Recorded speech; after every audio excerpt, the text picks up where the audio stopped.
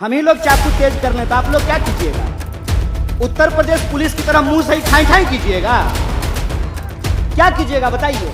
हम लोग जब स्कूल में पढ़ते थे तो इतिहास की किताब में पढ़ाया जाता था कि 28 दिसंबर को 1885 में, उस समय बंबई कहा जाता था, बंबई में 72 डेलीगेट्स आए थे पहला पार्टी अधिवेशन में। भारतीय राष्ट्रीय कांग्रेस के पहले अधिवेशन में 72 लोग आए थे, ओनली 72। और इसी शहर से भारतीय राष्ट्रीय कांग्रेस इस देश के इतिहास में अपना योगदान शुरू की। और मैं इस बात को दावे के साथ कह सकता हूं कि आधुनिक भारत का आधार अगर कोई पार्टी है तो उस पार्टी का नाम भारतीय राष्ट्रीय कांग्रेस है। आज जब मैं अपने देश भर के जुझारू कार्यकर्ताओं को पार्टी स्थापना दिवस की, अपने देशवासियों को पार्टी स्थापना दिवस की बधाइयां दे रहा था, तो मेरा भाजपा का एक दोस्त हमको बोला कि भाई इस पार्टी को तो एओ ह्यूम ने बनाया था।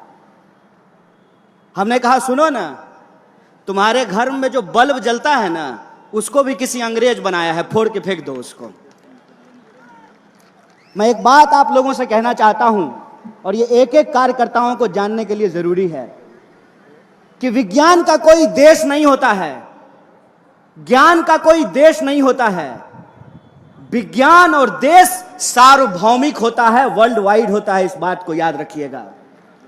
और जो 1885 में पार्टी बनी, उस पार्टी को नया स्वरूप और नया कलेवर अगर किसी ने दिया तो 1920 के बाद उस महान इंसान का नाम महात्मा गांधी है, इस बात को याद रखिएगा।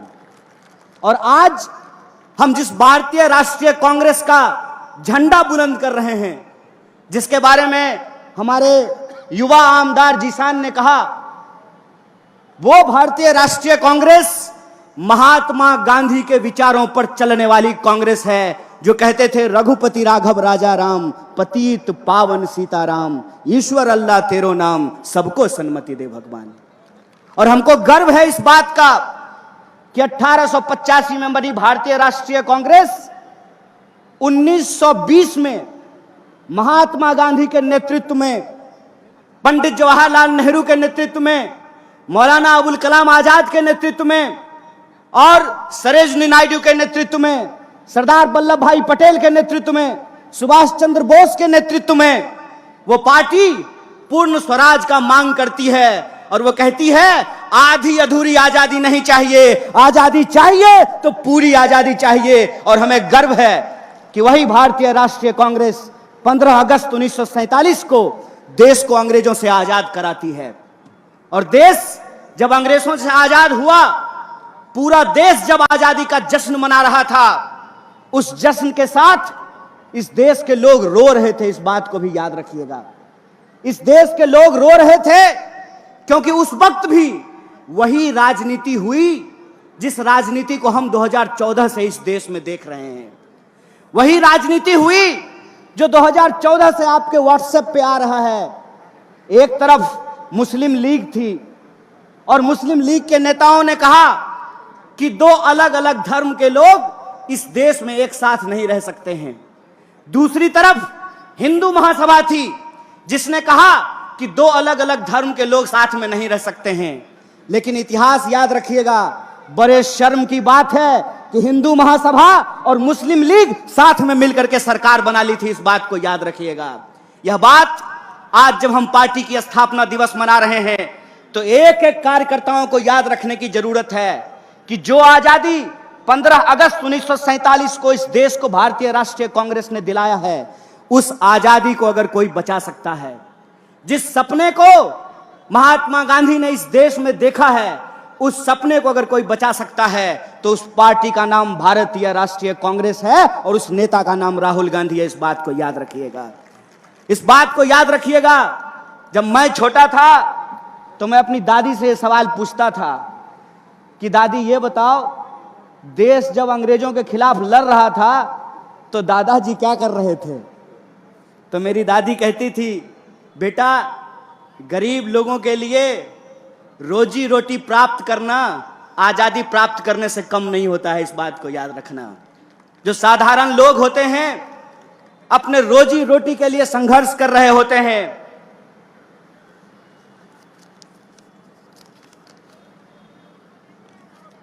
अपने रोजी रोटी के लिए संघर्ष कर रहे होते हैं, लेकिन देश जब परिवर्तन की ओर उन्मुख हो, देश में जब कोई बदलाव हो रहा हो, तो उस बदलाव में शामिल होना सौभाग्य की बात होती है। मैं अपने सेवा दल के कुछ साथियों को यहां खड़ा देख रहा हूं।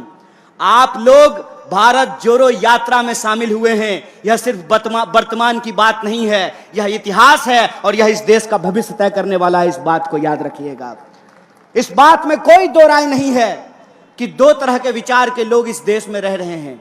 एक वो हैं जो इंसान को आपस में बांटना चाहते हैं, एक वो हैं जो नफरत की भाषा बोल रहे हैं, एक वो हैं जो इंसान को आपस में उनकी पहचान के आधार पर लड़ा रहे हैं, एक वो हैं जो इस देश के लोगों का रोजी रोटी छीन करके अपने दोस्तों की तिजोरियों में भर रहे हैं। दूसरी तरफ भारतीय राष्ट्रीय कांग्रेस है, जिसको इस देश के लोगों को जोड़ करके रखना है, उनके बीच में मोहब्बत का पैगाम और संदेशा लेकर के जाना है। उनको इस बात को इंश्योर करना है कि इस देश के भीतर सबके लिए रोजी रोटी का इंतजाम होगा। यह देश सबका है, सिर्फ प्रधानमंत्री के दोस्त का नहीं है। इस बात का हमको संघर्ष करना पड़ेगा। इसीलिए जब आज हमारे सामने दो तरह के विचार है, एक तरफ वो लोग हैं जो नफरत की भाषा बोल रहे हैं, तो दूसरी तरफ हम तमाम लोगों को मोहब्बत की भाषा बोलनी पड़ेगी। एक तरफ वो लोग हैं जो दंगा फैलाने की बात कर रहे हैं, हिंसा करने की बात कर रहे हैं, तो हमको आपस में मिलजुल करके एकजुट होकर के रहने की जरूरत है। और आप लोगों ने देखा होगा, एक सांसद हैं भोपाल की, सुना है कि नहीं सुना है? मैं उनको साध्वी नहीं बोलता हूं, क्योंकि साध्वी की भाषा में ना हिंसा नहीं होती है। जो सन्यासी होता है वो नफरत की बात नहीं करता है, जो सन्यासी होगा वो नफरत की बात नहीं करेगा, और जो नफरत की बात करेगा वो सन्यासी नहीं हो सकता है। इस बात को याद रखिएगा। तो वो जो सांसद हैं उन्होंने हिंसा की बात की, तो मुझे इसमें ना एक जो है साजिश दिखाई देता है। साजिश जानते हैं क्या है? वो सांसद महोदया एक्चुअली जय शाह के पापा का मजाक उड़ा रहे थे। जय शाह के पापा का मजाक कैसे उड़ा रहे थे? देश का गृह मंत्री कौन है? अमित शाह है ना। तो कानून व्यवस्था का पालन करना किसका काम है? अमित शाह का। तो साध्वी ये कह रही थी कि अमित शाह निकम्मा है, इसीलिए अपने घर में चाकू तेज कर लिए, यही कह रही थी ना। उस बयान का यह भी मतलब तो निकाला जा सकता है कि आप इस देश के बहुसंख्यकों को डरा रहे हैं और आप ये बता रहे हैं कि जय शाह का पप्पा किसी काम का नहीं है, इसीलिए अपने घर में चाकू तेज कर लीजिए। यह बात आपको ठीक लगती है? यहां पुलिस के लोग वर्दी पहन करके खड़े हैं, क्या मैडम हम ही लोग चाकू तेज कर लें तो आप लोग क्या कीजिएगा? उत्तर प्रदेश पुलिस की तरह मुंह से ही ठाई ठाई कीजिएगा? क्या कीजिएगा बताइए? बताइए इस देश की सिक्योरिटी फोर्सेज क्या करेगी? बताइए इस देश की पुलिस क्या करेगी? बताइए इस देश की न्यायपालिका क्या करेगी? बताइए इस देश की अदालतों में क्या होगा? बताइए इस देश में कानून व्यवस्था का क्या होगा? अगर हमको अपने घर में चाकू तेज करना है तो फिर गृह मंत्री किस लिए है? अपने बेटा को बीसीसीआई का सेक्रेटरी बनाने के लिए? किस लिए है गृह मंत्री? किस लिए है रक्षा मंत्री? इस सवाल को अपने मन में पूछिए, और इस सवाल को जब आप अपने मन में पूछेंगे तब आपको समझ में आएगा कि ये नफरत की भाषा क्यों बोली जाती है। ये नफरत की भाषा इसलिए बोली जाती है ताकि हम आपस में लड़ने लगें, और जब हम आपस में लड़ने लगेंगे तो हमारा रेलवे बेच करके अपने दोस्त की तिजोरी में साहब पहुंचा देंगे। साहब ने कहा कि हम ट्रेन के डब्बे में चाय बेचते थे। गुरु हम आपको चाय बेचते हुए तो नहीं देखे हैं, लेकिन रेलवे बेचते हुए आपको देख रहे हैं। गुरु हम आपको चाय बेचते हुए तो नहीं देखे हैं, लेकिन बीएसएनएल बेचते हुए देख रहे हैं। गुरु हम आपको चाय बेचते हुए नहीं देखे हैं, लेकिन एलआईसी बेचते हुए देख रहे हैं। देख रहे हैं कि नहीं देख रहे हैं? और अगर कोई चाय बेचने वाला होता तो दूध का दाम बढ़ाता क्या? मैं मोदी जी की तरफ पूछूं क्या? अगर कोई चाय बेचने वाला देश का प्रधानमंत्री होता तो जब नया साल आने वाला है तो 2 रुपया दूध महंगा किया जाता क्या? दूध से इनका नाता नहीं है, चीनियों से जरूर है। दूध से नाता हो ना हो, चीनी से जरूर है। और यह बात मैं क्यों बोल रहा हूं? पहली बार ऐसा हुआ है कि कोई हमारे यहां आ गया, गलत किया। पूरी तरीके से भारतीय राष्ट्रीय कांग्रेस चाइना का विरोध करती है, उसकी निंदा करती है कि चाइना को कोई अधिकार नहीं है कि हमारी सीमा में घुसे। और अगर घुसेंगे तो हमको अपने देश के जवानों पे भरोसा है। हमारे घर में लोग फौज की नौकरी करते हैं, इसीलिए हमको पता है। अरे जूता नहीं भी होगा ना तो हौसलों से उनका मुकाबला करेंगे, यह बात हम जानते हैं। लेकिन कुछ निकम्मे लोग हैं कि बड़ी चालाकी से वर्दी के पीछे छुप जाते हैं। कभी वर्दी को बदनाम कर देते हैं, कभी वर्दी के पीछे छुप जाते हैं। जब प्रज्ञा बोल रही थी चाकू तेज कर लीजिए, तब वर्दी को बदनाम कर रही थी, पुलिस वालों का मजाक उड़ा रही थी। और जब सरकार से सवाल पूछा गया तो वर्दी के पीछे छुप गए। तो मैं उनसे कहना चाहता हूं कि विपक्ष होने के नाते हम सरकार से सवाल पूछते हैं, और सरकार से सवाल पूछना सेना का अपमान करना नहीं होता है। सरकार ये जवाब दे कि प्रधानमंत्री जब कहते हैं कि ना कोई आया था ना कोई आया है, तो हमारे जवान घायल कैसे हुए, इस सवाल का जवाब रक्षा मंत्री को देना चाहिए। दोस्तों, हम एक गंभीर परिस्थिति से गुजर रहे हैं। इसीलिए भारतीय राष्ट्रीय कांग्रेस जिस तरीके से मजबूत विपक्ष की भूमिका निभा रही है, हमारे एक एक कार्यकर्ताओं को इस देश के एक एक घर तक पहुंचना पड़ेगा। और जो हमारी विचारधारा है, वैष्णव जनते तेने कहिए पीड़ पड़ाई जाने दे। वैष्णव होने का मतलब होता है दूसरे के दुख दर्द में शामिल होना। और आज इस देश का दुख दर्द क्या है? दुख दर्द यह है कि जीएसटी और नोटबंदी के चलते इस देश के व्यापार को तबाह कर दिया गया है। दुख दर्द यह है कि 100 में से 45 लोग बेरोजगार होकर के घूम रहे हैं। दर्द यह है कि हर 15वें 16वें मिनट में हमारी किसी महिला के साथ कोई अत्याचार होता है। दर्द यह है कि शोषितों वंचितों के ऊपर अत्याचार हो रहा है। दर्द यह है कि दिन भर ये साहब क्या भाऊ लाठी लेकर के ड्यूटी करते हैं, बुढ़ापा में पेंशन नहीं मिलेगा तो आपको सुरक्षा मिलेगी।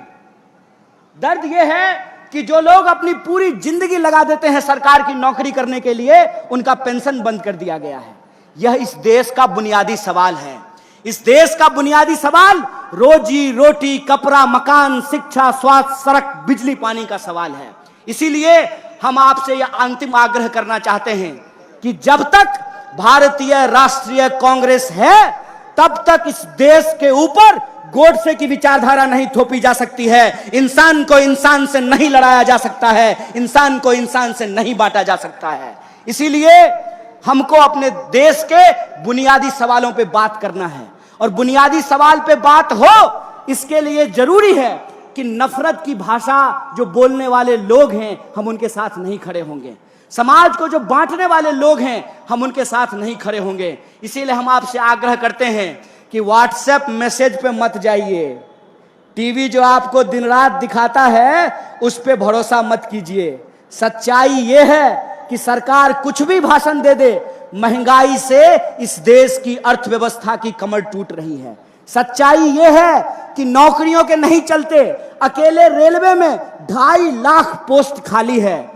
नौकरियों में भर्तियां नहीं होने के चलते नौजवानों के सपने टूट रहे हैं। जीएसटी और नोटबंदी के चलते व्यापारियों की कमर टूट रही है। यह जो देश का सपना टूट रहा है, उस टूटे हुए सपने को जोड़ने का नाम है भारत जोड़ो यात्रा है। इस बात को याद रखिएगा। और यह भारत जोड़ो यात्रा अपने मुहिम में सफल होगा जब हम भारतीय राष्ट्रीय कांग्रेस के एक एक कार्यकर्ता, जो भारतीय राष्ट्रीय कांग्रेस ने हमको आजादी दिलाई है, उस आजादी को बचाने के लिए संघर्षरत रहेंगे।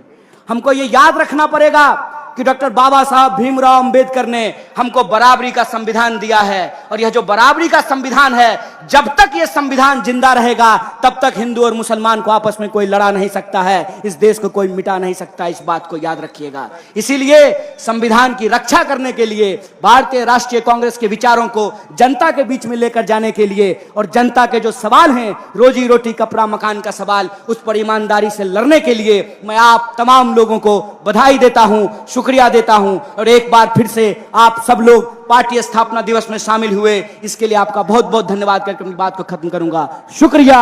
इनकलाब जिंदाबाद। जय हिंद, जय महाराष्ट्र।